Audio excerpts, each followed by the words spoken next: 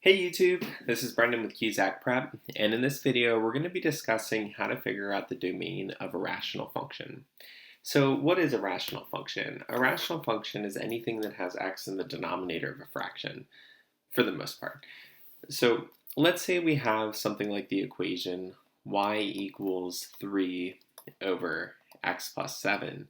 That would be one example of a rational function. Another one might be something like 3 equals x plus 2 over x squared minus, 5x. Let's do plus 6. So both of these would be examples of rational functions. Now, if you want to figure out the domain of a rational function, all you have to do is say that your denominator cannot equal 0. So if we take a look at this one, we can see that our denominator is x plus 7. So x plus 7 cannot equal 0. So solving that for x, I would find that x cannot equal -7. Well, the domain, then we can write in interval notation that it goes from -infinity right up until you get to -7. We're using parentheses to indicate that it's not including these numbers. Parentheses always go with infinity and -infinity.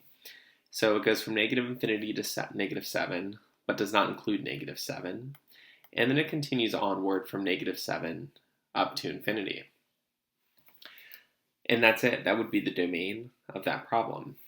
Now, for this problem, we know that since it's a rational function, we just say that our denominator cannot equal 0.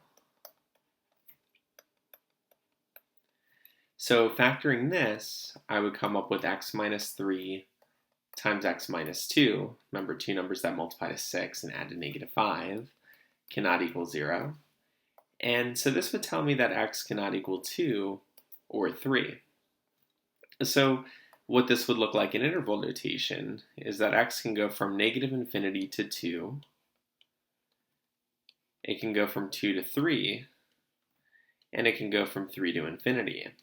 But in this interval notation, we're not including 2 and we're not including 3. Essentially, we're going from -infinity until we get just before 2, so like 1.9999999 forever, and then, but not 2.